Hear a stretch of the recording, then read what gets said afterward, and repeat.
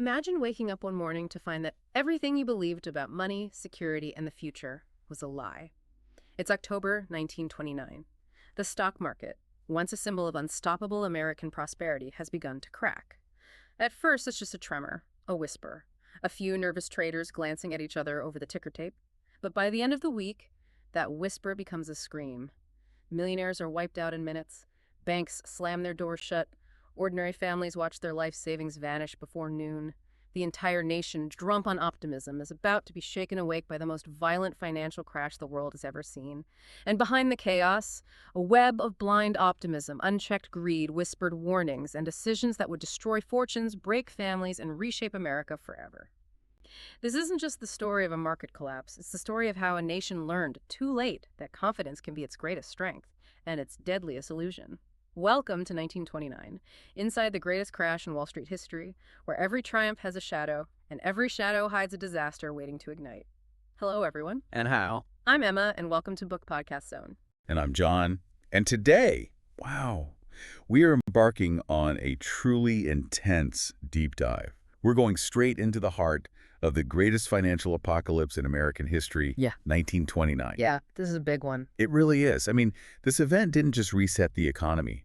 It fundamentally changed the entire relationship between the American public and the idea of risk itself. Absolutely. And our mission today is to take you deep, deep inside this catastrophe. This isn't just a story about a single date, October 29th. Right. It's a detailed, almost minute-by-minute investigation into the psychology, the really intricate, fragile financial machinery, and of course the enduring wreckage. You're peeling back all the layers. Exactly. We want to understand the anatomy of the crash, how it was built, how it all came tumbling down, and why the lessons from it. Well, they still resonate so powerfully today. And to do that, we've synthesized a massive collection of sources, historical accounts, financial reports from the time, modern economic analyses. We've structured this deep dive into a comprehensive 10-chapter arc. It's designed to guide you from the absolute peak of dizzying euphoria in the summer of 1929, right, all the way through the immediate fallout and into the long-term regulatory response that came after. Our goal is to give you, the listener, a fast but really thorough education. We want to connect the dots between the financial architecture of the 1920s, which can feel so ancient and different, and the economic risks that, we can see accumulating in the world right now. So we have to start where it all began, at the absolute zenith of recklessness. Okay, let's just dive right in. Chapter 1 is titled, The Party Everybody Wanted to Crash. Perfect title. It really is. It begins in the summer of 1929, and the atmosphere our sources describe is just electric. We're not just talking about the Roaring Twenties in general. This was something else. It was the jazz age on steroids. That's a quote from one of our sources, and it captures it perfectly. It does. The feeling was one of palpable, almost aggressive optimism. It was this widespread belief that creating wealth was suddenly effortless, that it was infinite. And what's fascinating there is how finance became this dominant cultural force. It completely overshadowed art, literature, even politics. It was the main event. The only thing people were talking about. The only thing. And it was this collective psychology, this shared belief system that made the bubble so incredibly robust. People weren't just investing their money, they were investing their faith in a new American religion. A religion that said what? That prosperity was permanent, that the old rules, the business cycle of boom and bust, that was dead, and that stocks only moved in one direction. And you can see that irrational exuberance so clearly in the hot sectors of the day. The sources specifically point to radio stocks, calling them the crypto of the day.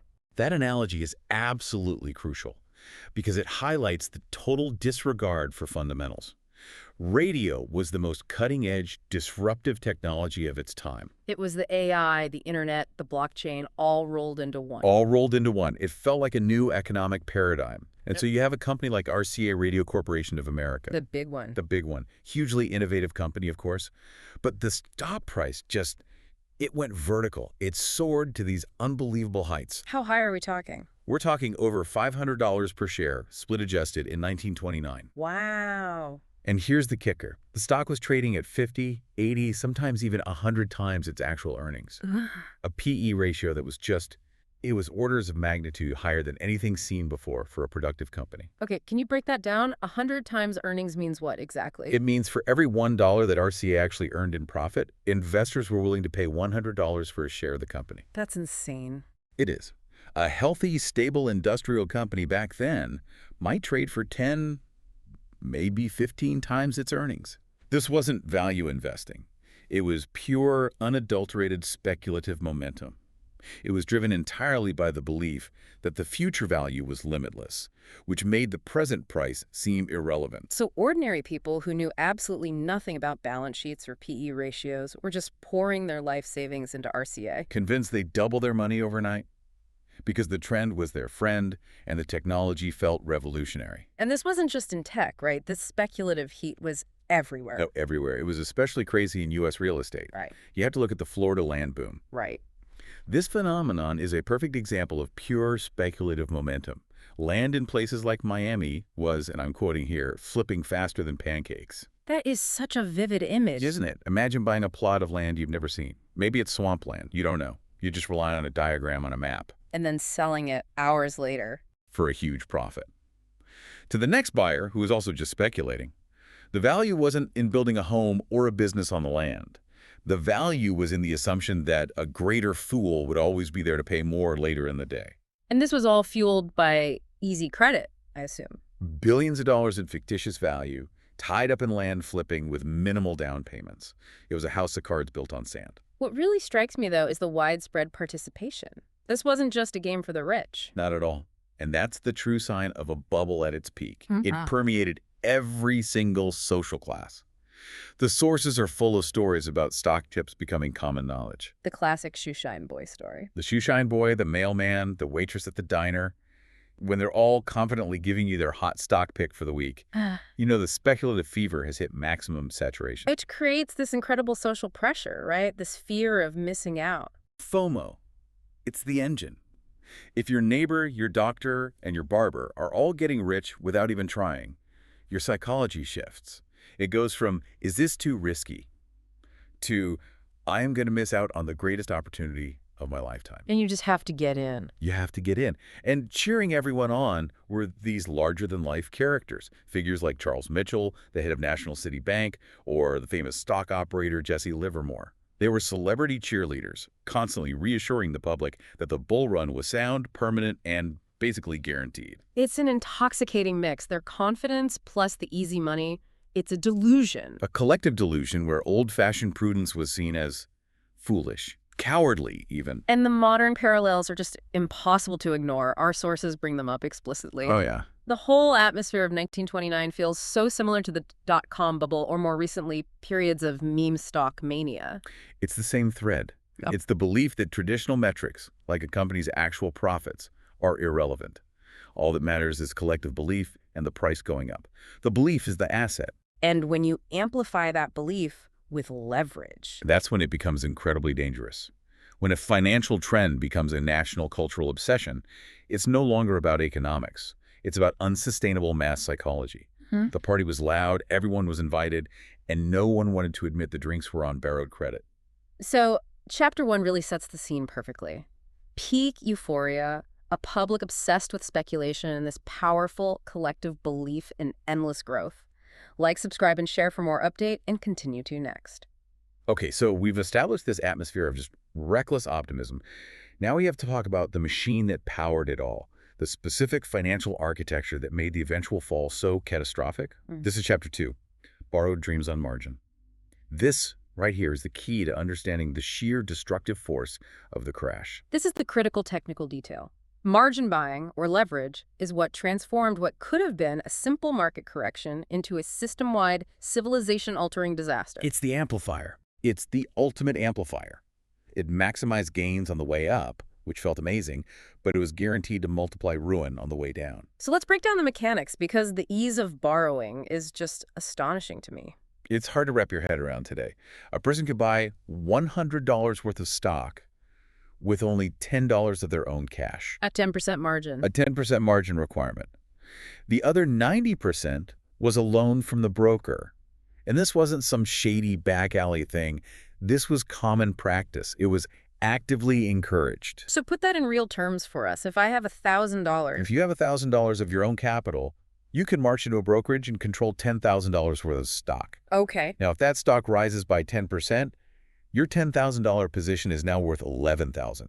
You've made a $1,000 profit on your original $1,000 investment. The 100% return. A 100% return. That is the seductive power of leverage. It feels like magic. Good. There's always a but. There's the other side of that coin. If that stock falls by 10%, your position is now worth $9,000. You still owe the broker the $9,000 you borrowed. And your original $1,000 is gone. It's wiped out instantly. And worse, if the stock drops 11%, you don't just lose your investment. You now owe the broker money out of your own pocket. And that's when you get the margin call. The dreaded margin call. The executioner's warrant. It was a demand for immediate repayment or more collateral, often within hours. And if you're the average person, you don't have that cash lying around. So you only have one option. One option, sell your stock. Yeah. Sell it at any price just to cover the call. And when you do that, you're pushing the price down even further. Which triggers the next wave of margin calls for other people. And that's the death spiral.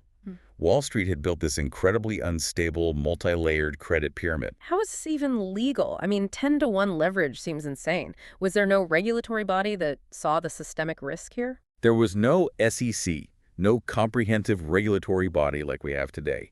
The practice was perfectly legal and openly celebrated. And the banks were in on this. The banks were the main facilitators. They provided what were called call loans to the brokerage firms. The brokers then lent that money to their clients. Why were the banks so eager to do this? Because it was seen as the easiest money in the world.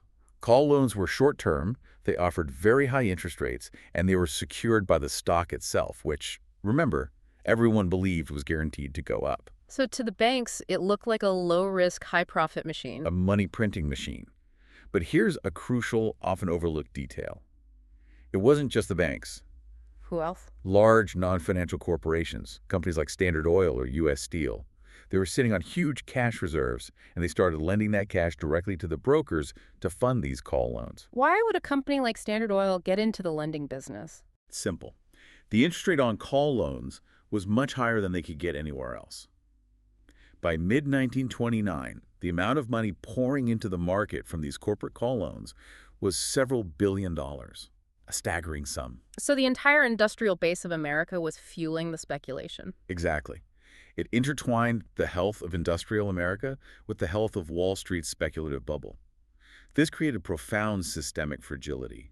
If the market falls, the brokers fail, the corporations lose their cash reserves, and the banks, which were at the center of it all, become insolvent. And it all comes back to the ordinary American, going all in on borrowed money, liquidating savings, taking out mortgages. Convinced the market would never ask for repayment. The problem was the perception of risk. People didn't see the borrowed 90% as a dangerous debt. They saw it as free capital. They never imagined the market going down. They couldn't. So this entire invention leveraged margin debt, amplified by easy call loans from banks and corporations, was, as our source says, the specific mechanism that lit the fuse for the biggest explosion in financial history. It transformed a potential 20% dip into a total 90% wipeout. The system was structurally unsound. It was built on the impossible assumption of infinite growth. The moment that assumption was challenged, the leverage was guaranteed to become an unstoppable downward accelerator. Like, subscribe, and share for more update, and continue to next. So the mechanism was set. The bomb was built. Now, as we move into September of 1929, the bubble is at its absolute maximum pressure, and we start to see the first hairline cracks appear. This is Chapter 3, the first cracks nobody wanted to see. It's all about those subtle warnings and, critically, the rapid exit of the smart money. This period is just defined by this massive chasm between reality and narrative. On one hand, you have the public-facing story, overwhelmingly positive. Newspapers, prominent economists, political figures. They were all aggressively maintaining public confidence. Headlines were literally screaming things like, "Prosperity is here to stay and the market is fundamentally sound." They were trying to talk the market up. They believed that confidence was the only thing holding it all together. To show doubt was to be a traitor to prosperity. But underneath that manufactured narrative, the smart money was telling a very different story. A completely different story. Our sources uncovered this crucial activity from a few key insiders. people who really understood market cycles. And quietly, almost surgically, they started liquidating their positions all through September. Why then? They saw the data. They understood that valuations were completely detached from the reality of corporate earnings. They knew the party was ending, and they began executing their exit strategy. But this wasn't public, right? They couldn't just dump all their stock at once. Oh no, that would have crashed the market and trapped them. These were controlled, steady offloads, designed to get the highest possible price without spooking the general public. That's pretty cynical. It's intensely cynical.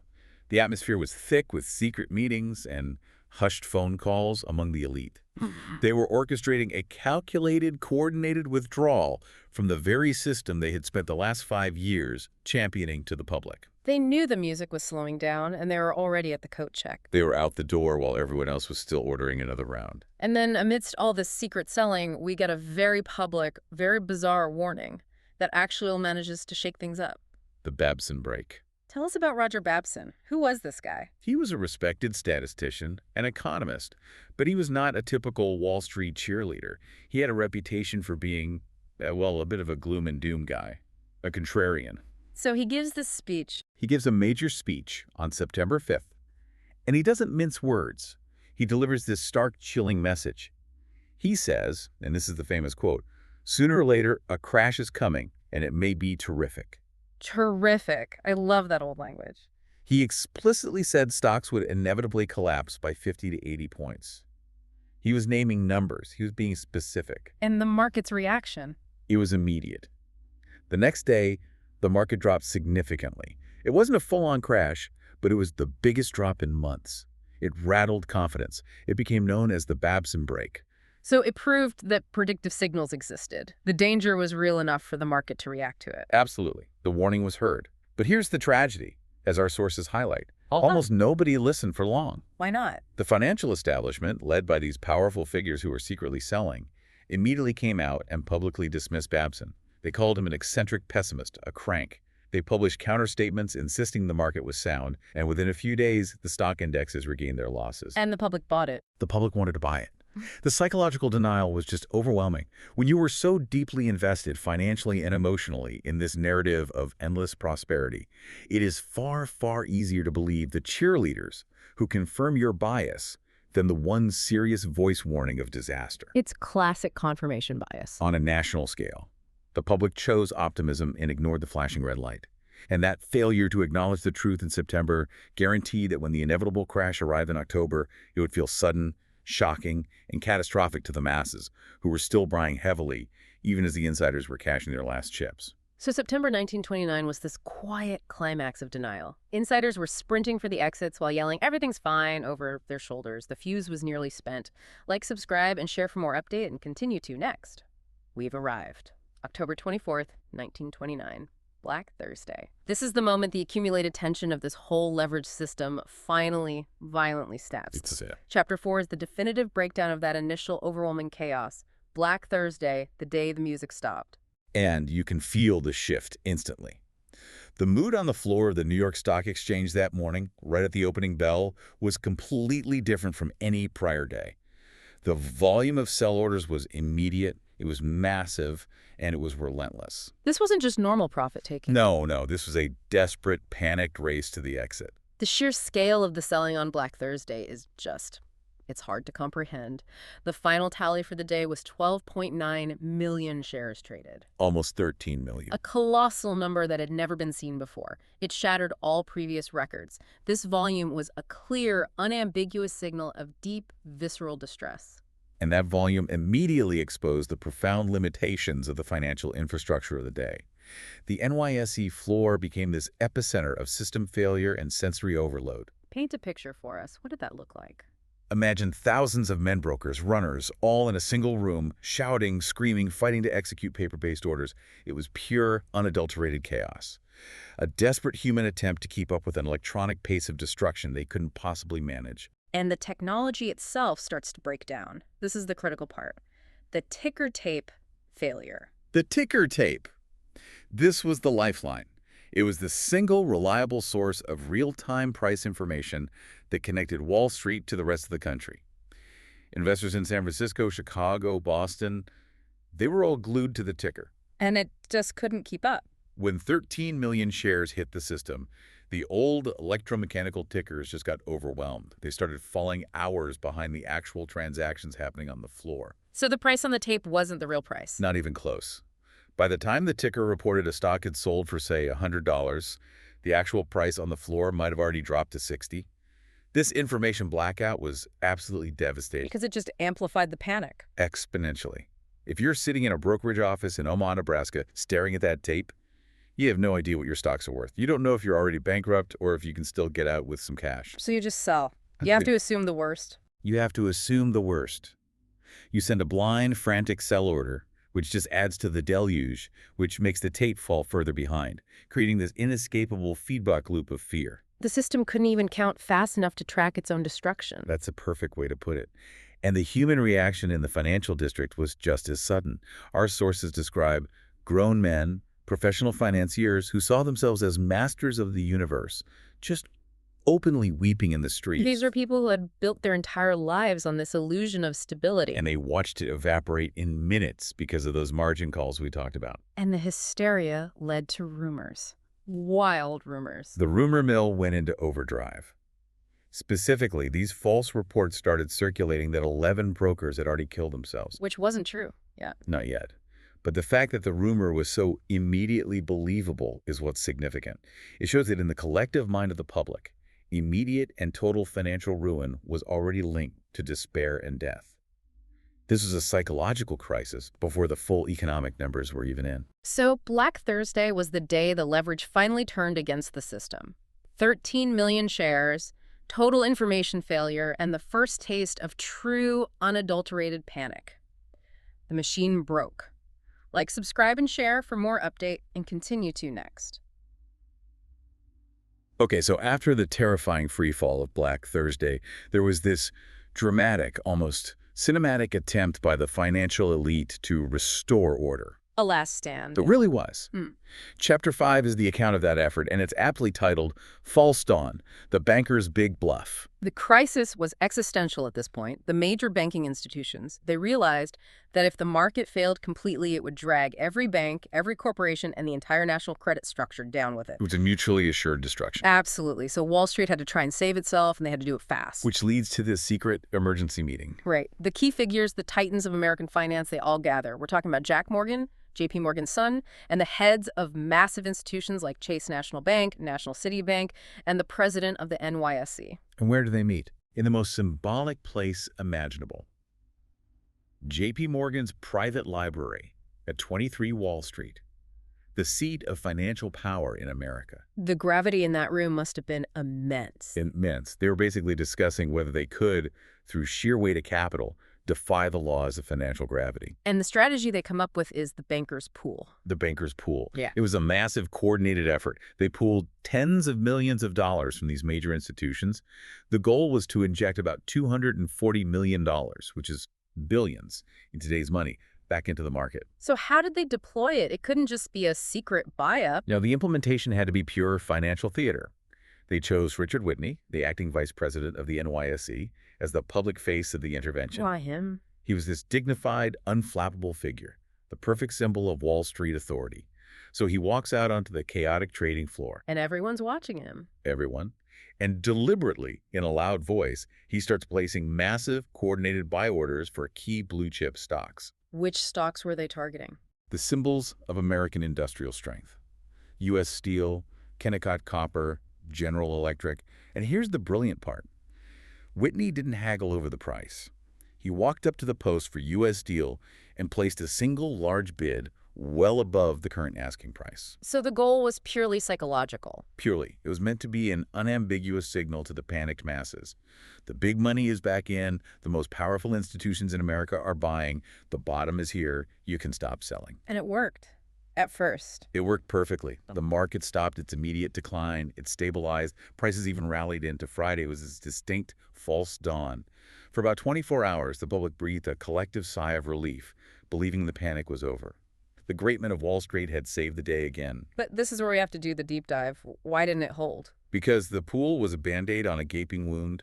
It provided liquidity. It provided buyers where there were none.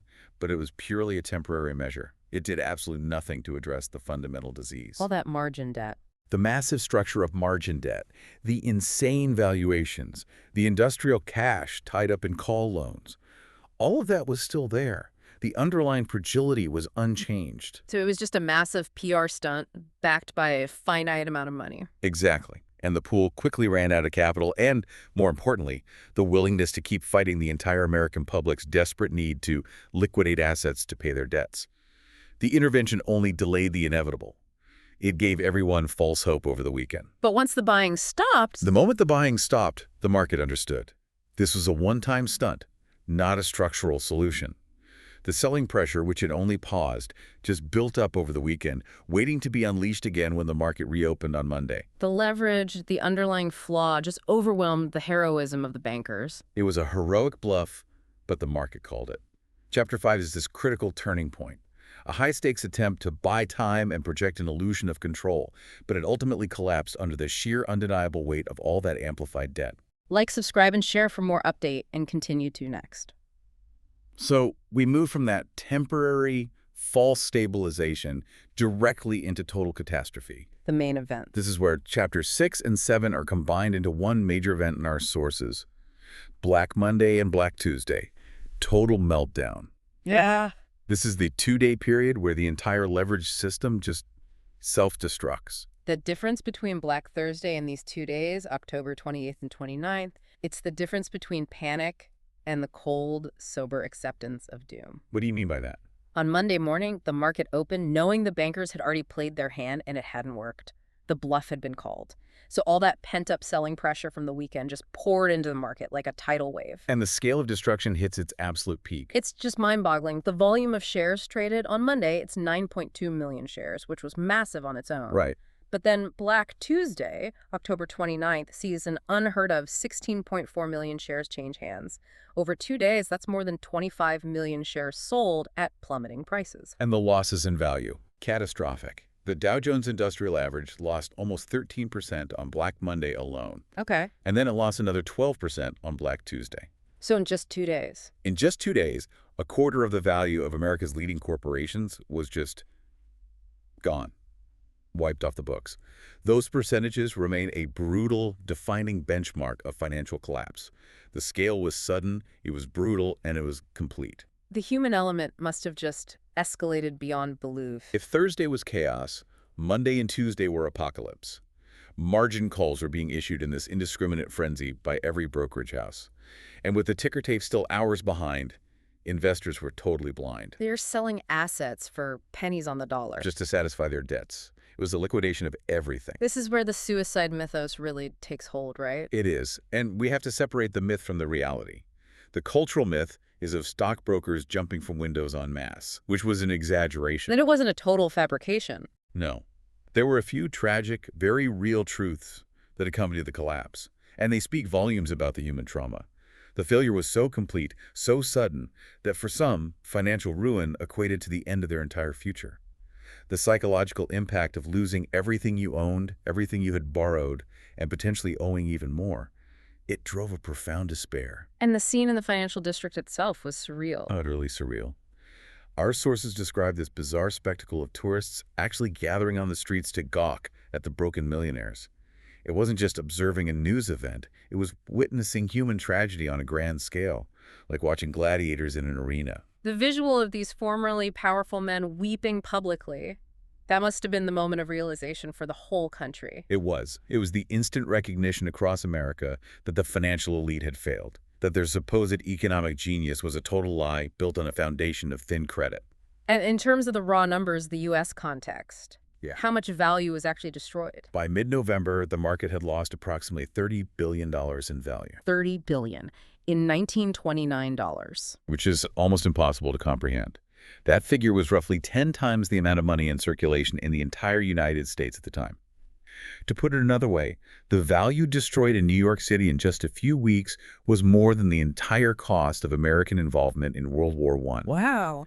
Black Monday and Black Tuesday were the definitive proof that the structure of borrowed dreams could not withstand the reality of fear. The system was designed to crash, and these 2 days delivered the full, devastating outcome. Total meltdown. Like, subscribe, and share for more update, and continue to next. The immediate market collapse led directly to the collapse of personal fortunes and, really, the social order. So Chapter 8 takes us from the trading floor to the streets, from boardrooms to breadlines. This is all about the instantaneous, personal, human wreckage. The velocity of ruin is what's so breathtaking here. Our sources paint this incredibly stark contrast that defined the early 1930s. It's the classic image, right? One day you're sipping champagne. Sipping champagne in a 30-room mansion, maintaining this extravagant lifestyle built entirely on paper wealth. And the next, you are financially naked, stripped of collateral, of credit, of cash, overnight. And this segment is just filled with these anecdotal stories, these heart-wrenching and sometimes jaw-dropping accounts of the fallen. And these stories are what made the financial abstraction of the crash tangible for the whole nation. So what are some examples? Well, you have the prominent tycoons who had borrowed heavily against their own stock holdings to fund their lifestyles. When the banks called their loans, their collateral was worthless. They were forced to sell everything, their prized assets, their homes, their yachts. They went from being figures of immense power to being totally dependent, literally overnight. But the most tragic stories to me are about the ordinary families. Oh, without a doubt. For them, their life savings vanished in a puff of ticker tape smoke. These were the school teachers, the factory foremen, the small business owners. Many of them hadn't even bought on margin. They were trying to be responsible. Exactly. They had invested their modest savings in what they were told were safe, blue-chip stocks, like utilities or railroads. They thought they were making reliable, long-term investments for their family's future. And they got wiped out just the same. Just the same. Or, even worse, many middle-class people had their money in local investment trusts or savings institutions.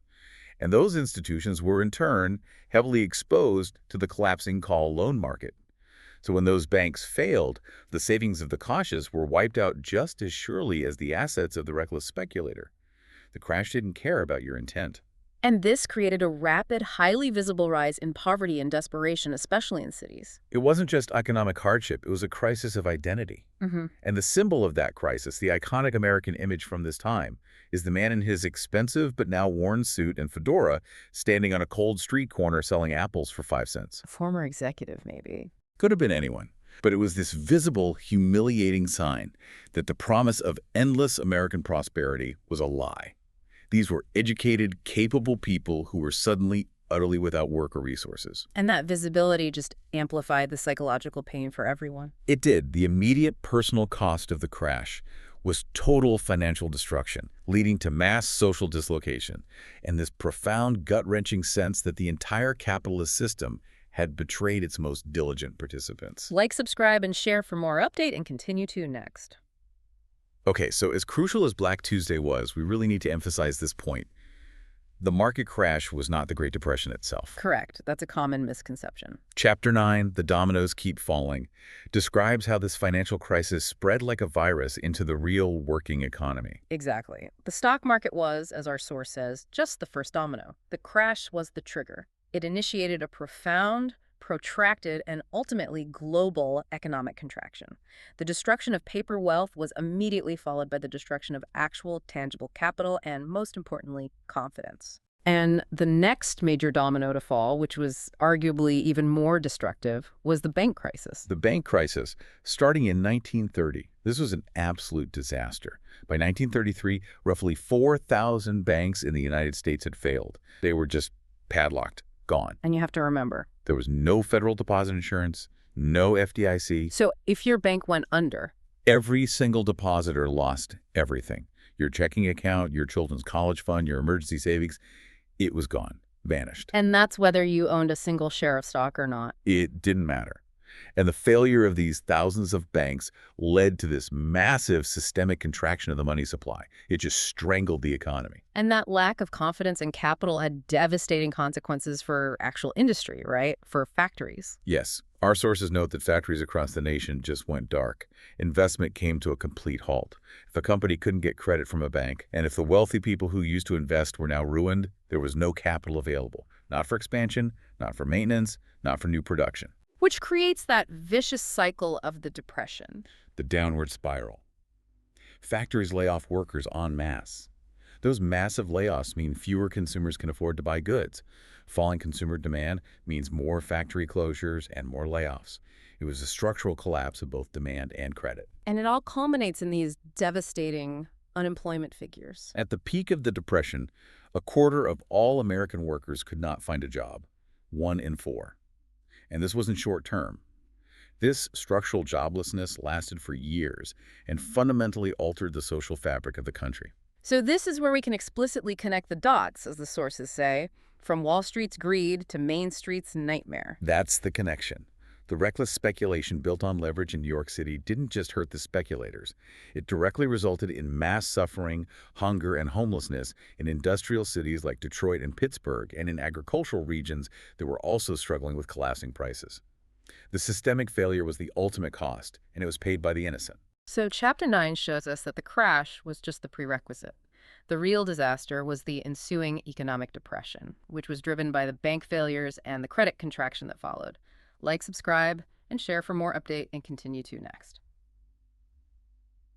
As this systemic crisis deepened and deepened, the government's response under President Herbert Hoover became this central and very controversial part of the story. Right. Chapter 10 examines his efforts and ultimately his profound policy failures. It's called Hoover's War on the Crash and Why It Backfired. And Hoover himself is this huge intellectual and historical paradox. We have to acknowledge his background because it's immense. He was a brilliant man. An engineering genius, Yeah. a self-made millionaire, a global humanitarian who organized massive relief efforts in Europe after World War I, feeding millions. He was, by any measure, one of the most intellectually capable people to ever occupy the White House. And yet his legacy is now forever linked to the Depression. He's remembered as the president who let the Depression happen. And it wasn't out of malice. It was due to a philosophical rigidity that proved to be completely mismatched for the scale of this systemic crisis. Let's talk about that core philosophy. It was rugged individualism. Rugged individualism. Hoover believed with all his heart that American strength came from self-reliance, from local governance, and from community charity. He viewed large-scale, direct federal intervention, things like cash relief or massive public works projects, as corrosive to the American spirit. He thought it was economically unsound. And that worldview dictated his policies, or lack thereof. It did. Instead of creating a federal safety net, Hoover focused on encouraging voluntary cooperation. He would hold meetings and ask factory owners not to cut wages. He would urge states and local governments to increase their construction spending. Which are admirable intentions. Admirable, but utterly insufficient when you're facing an unemployment rate that's heading toward 25%. And then his administration took some decisive actions that critics argue actually made things much, much worse. We have to talk about the Smoot-Hawley Tariff Act. Signed in 1930. Right. This act dramatically raised tariffs on thousands of imported goods coming into the U.S. And the logic was to protect American jobs and farmers. That was the intention. But it provoked swift and brutal retaliation from America's trading partners all over the world. A trade war. A global trade war. Europe, Canada, they immediately raised their own tariffs on U.S. goods. And the result was a complete collapse in international trade. It choked off U.S. exports and deepened the domestic factory crisis right as the bank crisis was unfolding. Most economists today cite Smoot-Hawley as a critical, unforced error that helped ensure the U.S. Depression became a global catastrophe. And then there was the political problem, the thing that our sources say sealed his fate. It was his tone. He came across as completely tone-deaf. He kept issuing these public statements, insisting that the worst is over and that recovery was just around the corner, even as the crisis got deeper and deeper through 1931 and 1932. He was just so disconnected from the reality on the ground. He was. His insistence that the market would self-correct through natural forces while millions were starving led to this profound loss of faith in his leadership. And the ultimate visceral American symbol of this failed government response became the Hoovervilles. The Hoovervilles. These were the shanty towns, slums built out of scrap wood, cardboard, and sheet metal that sprang up outside of every major U.S. city. And they were named after the president. Named after him in bitter protest. They were visible, undeniable evidence that the federal government was unwilling or unable to provide basic shelter and subsistence for its desperate citizens. The sight of these slums stood in such stark contrast to the promise of the Roaring Twenties. It was a national shame. So Chapter 10 really summarizes the government's paralyzed response. A response based on an outdated philosophy that ultimately failed to mitigate the disaster and, in doing so, paved the way for the unprecedented interventionist government that would follow. Like, subscribe, and share for more update, and continue to next. So the final chapter in the story of the 1929 crash is its legacy. The devastation was so total that it led to this national consensus. This can never, ever happen again. Right.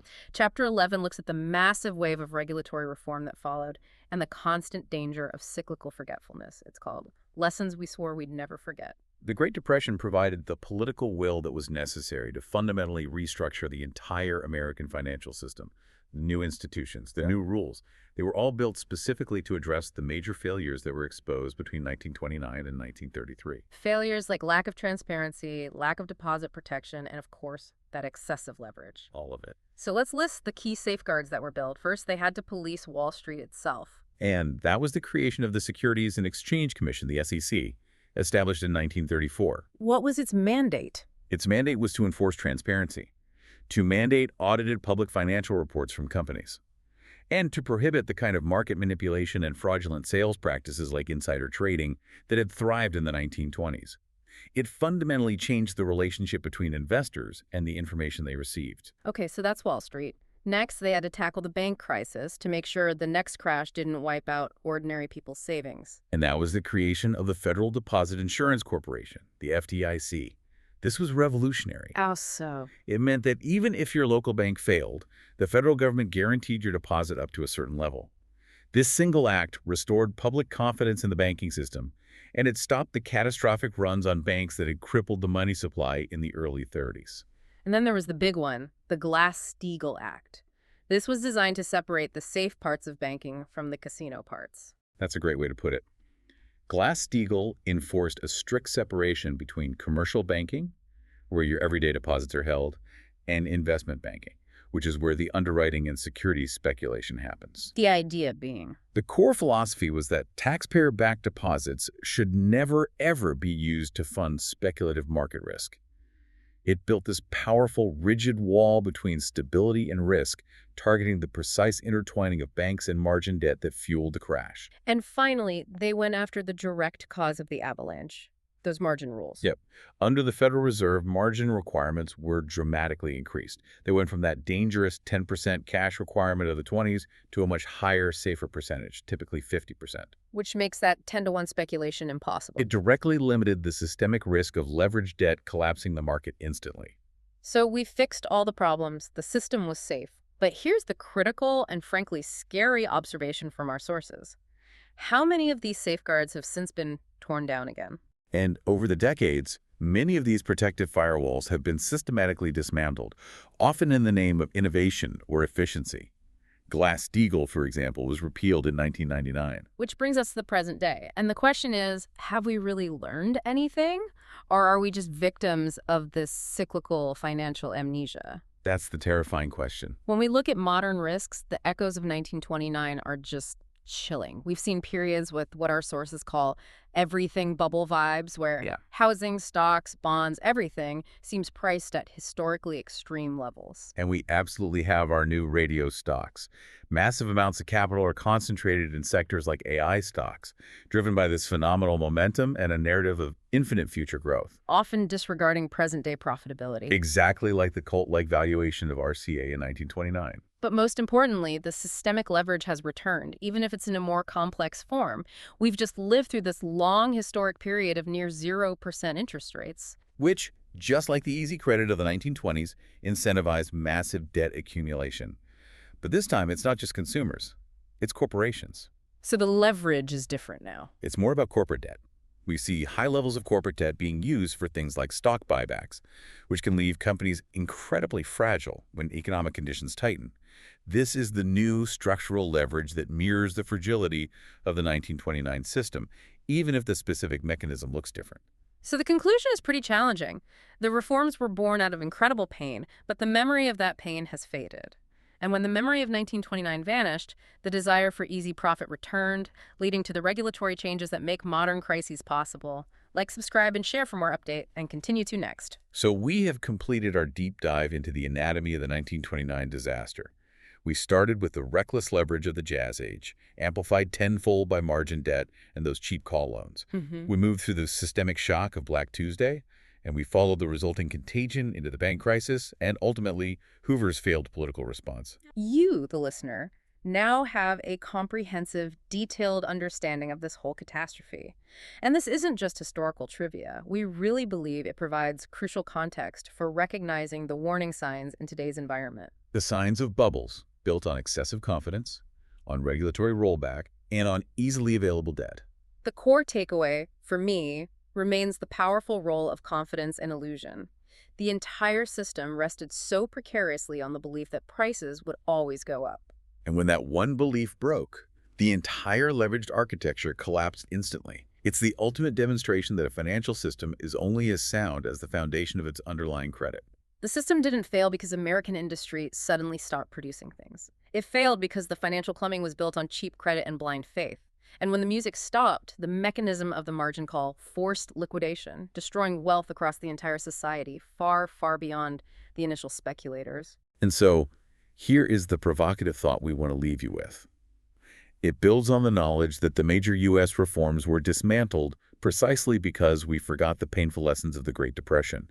We fixed the visible failures of 1929, the margin debt, the unregulated banks. Right. But what are the current financial mechanisms that are the new, unexamined margins waiting to implode?